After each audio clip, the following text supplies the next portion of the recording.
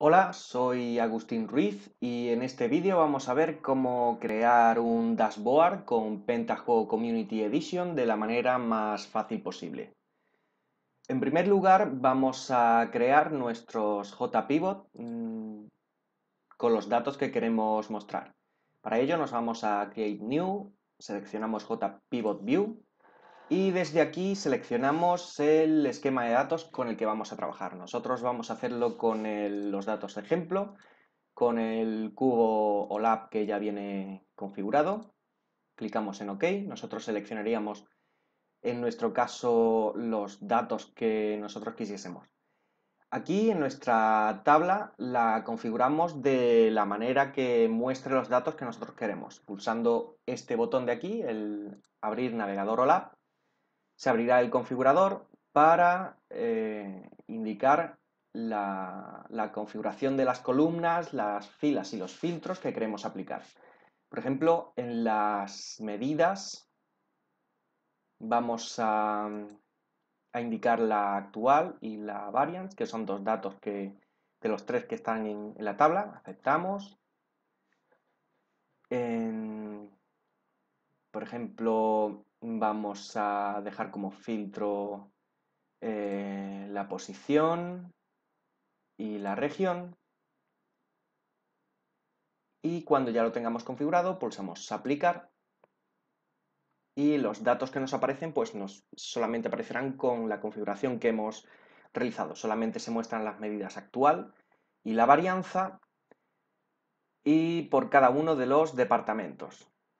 A continuación, lo que necesitamos obtener es la consulta que nos genera estos datos. Para obtener la consulta, pulsamos el botón que hay a la derecha de la configuración del cubo, que es el mostrar el editor MDX. Si pulsamos, se nos abrirá una ventana con la consulta que nos genera los datos que hemos visto más abajo, que ahora mismo estamos viendo abajo. Lo que vamos a hacer va a ser copiar esta consulta, la consulta que nos da este resultado, esta JPivot, y una vez que la tenemos en el portapapeles, lo que vamos a hacer va a ser crear un nuevo dashboard. Para ello pulsamos el botón Create New desde la Home y creamos nuestro dashboard CDE. Desde aquí, en la parte superior derecha tenemos las 4 zonas más importantes del editor de los cuadros de mando. El primero es el editor del layout de la disposición de los elementos que vamos a mostrar. A continuación tenemos el panel de los complementos, donde vamos a configurar los complementos en las distintas secciones que vamos a configurar en el layout. También tenemos el botón del panel de fuentes de datos, el Data Source Panel, donde vamos a indicar las fuentes de datos, que en este caso vamos a introducir la consulta que nosotros hemos creado. Y por último, un botón para ver una previsualización de nuestro cuadro de mandos. El proceso para crear el cuadro de mandos es sencillo. Desde la posición, desde el apartado de fuentes de datos, de Data Source, vamos a incluir dentro de MDX Queries, de consultas MDX, un elemento MDX over Modrian JNDI. Hacemos clic y aquí se nos abrirá nuestro elemento. Ya tendremos una fuente de datos configurada. Le damos un nombre, por ejemplo, en nuestro caso vamos a poner INW departamentos, nivel de acceso público.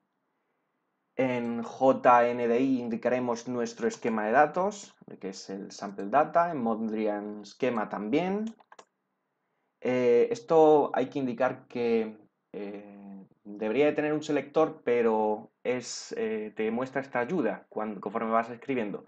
El esquema de datos y el JNDI debe ser el mismo que hemos utilizado a la hora de crear esa consulta a través del JPivot, ayudándonos, mejor dicho, del JPivot. Y en Query, si pulsamos el botón de la derecha de los 3 puntos, se abrirá nuestro editor de la consulta, borraremos lo que hay y lo que haremos será pegar en este cuadro la consulta que hemos copiado anteriormente. Pulsamos el botón OK y el resto de parámetros pues podemos dejarlo tal y como están. Para evitar pérdidas vamos a salvar los datos, por ejemplo en Home, en Admin, que es nuestra carpeta. Vamos a poner nuestro nombre, por ejemplo Dashboard 1. Adicionalmente también podemos ponerle un título y una descripción. Bueno, nosotros lo vamos a dejar solamente con el nombre del fichero. Pulsamos OK para guardarlo. Se recargará esta pestaña. Bueno, ya vemos que no nos aparecía el nombre que teníamos antes, sino que ya nos aparece el nombre del fichero que acabamos de crear. Ahora vamos a crear un espacio donde se va a mostrar el elemento el elemento de nuestro cuadro de mandos que acabamos de configurar. Para ello insertamos una fila. Podemos dividir el espacio por filas y dentro de las filas podemos agruparlo por columnas. Añadimos una fila. Si dentro de la fila quisiésemos añadir una columna, la seleccionamos. Bueno, también podemos agregar varias filas y dentro de la fila que queramos pues podemos agregar una columna. Los elementos se anidan por filas y por columnas.